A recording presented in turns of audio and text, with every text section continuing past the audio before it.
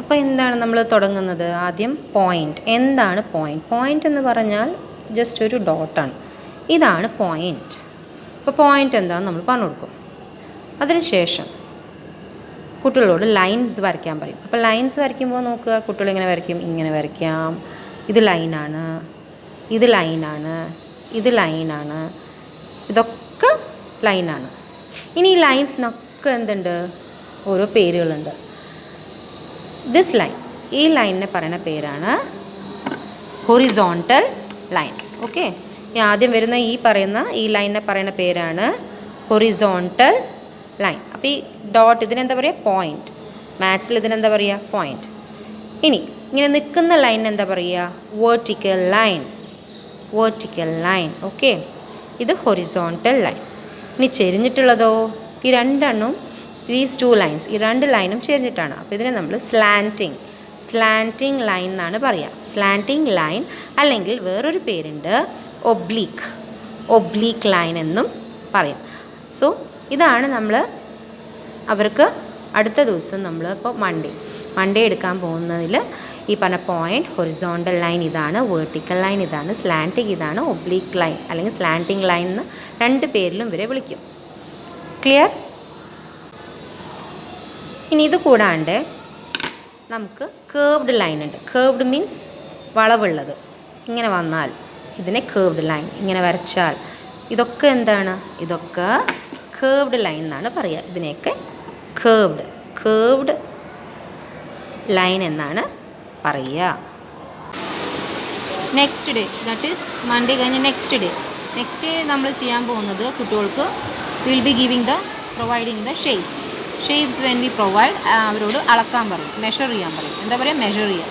So measure ചെയ്യാൻ പറയുമ്പോൾ എന്താ ചെയ്യുക? സ്കെയിൽ അവർക്കത് എടുക്കാൻ അറിയണം, എങ്ങനെയാണെന്നുള്ളത് വെക്കാൻ അറിയണം. അപ്പോൾ സ്കെയിലിൽ കണ്ടു 0. സോ ഈ 0 എന്ന് പറയുന്നത് അവിടെ ആയിരിക്കണം ഈ ലൈനിൻ്റെ ഇത് മെഷർ ചെയ്യാൻ വേണ്ടി വെക്കേണ്ടത് 0യിൽ കറക്റ്റായിട്ട്. അപ്പോൾ ഇവിടെ നോക്കൂ, 0യിൽ വെക്കുമ്പോൾ ഈ ലൈനിൻ്റെ ലെങ്ത് എത്രയാണ് വരുന്നത്? 5 അല്ലേ? 5 സെൻറ്റിമീറ്റർ. അപ്പോൾ ഇത് 5 സെൻറ്റിമീറ്റർ. അതുപോലെ ഇവിടെയും അതുപോലെ എന്ത് വരും? 5 സെൻറ്റിമീറ്റർ. പിന്നെ അവരോട് ഇങ്ങനെ മെഷർ ചെയ്യാൻ പറയുമ്പോൾ അവിടെ 3 സെൻറ്റിമീറ്റർ. ഇതേപോലെ ഈ ഭാഗം അവരെന്ത് ചെയ്യും? മെഷർ ചെയ്യും. അപ്പോൾ ഇങ്ങനെ മെഷർ ചെയ്യുമ്പോൾ അതിലൂടെ അവരെന്ത് മനസ്സിലാക്കും?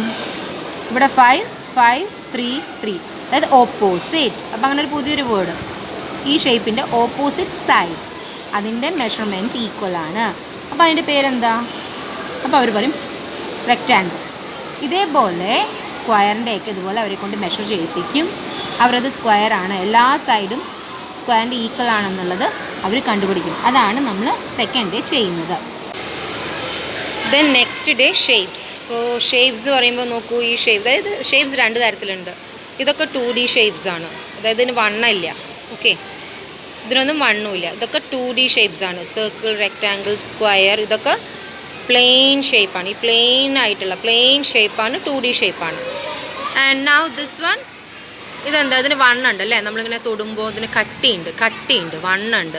അപ്പോൾ ഇതൊക്കെ അതായത് കോൺ, സിലിണ്ടർ, ക്യൂബ്, ഇതൊക്കെ 3D ഷേപ്സ് ആണ്. അപ്പോൾ അടുത്ത ദിവസത്തെ ക്ലാസ് എന്ന് പറയുന്നത് നമ്മൾ 2D, ഇതൊക്കെ 2D ഷേപ്പും 3D ഷേപ്പിനെ കുറിച്ചും പറഞ്ഞു കൊടുക്കും. അപ്പോൾ 3D എന്ന് പറയുമ്പോൾ എങ്ങനെയാണ് അത് കട്ടിയുള്ളത്, തിക്നെസ് വരുന്നത്. ഓക്കെ, അതാണ് 3D ഷേപ്പ്. കട്ടിയില്ല, ജസ്റ്റ് പ്ലെയിൻ ആണ്, ഫ്ലാറ്റ് ആയിട്ടുള്ളത് 2D ഷേപ്സ് ആണെന്ന് പറഞ്ഞ് കൊടുക്കും. ദെൻ അതിൻ്റെ സ്പെല്ലിങ്സ് ഒക്കെ അവരറിയണം. നൗ ഇതുപോലെ നോട്ട്ബുക്കിൽ കീവേഡ്സ് എല്ലാ ദിവസവും ഉണ്ടാവും കേട്ടോ. കീവേഡ്സ് നോട്ട്സിൽ തരുന്നത് സ്പെല്ലിങ്സ് കറക്റ്റായിട്ട് അവരത് എഴുതി പഠിച്ചിട്ടുണ്ടാവണം.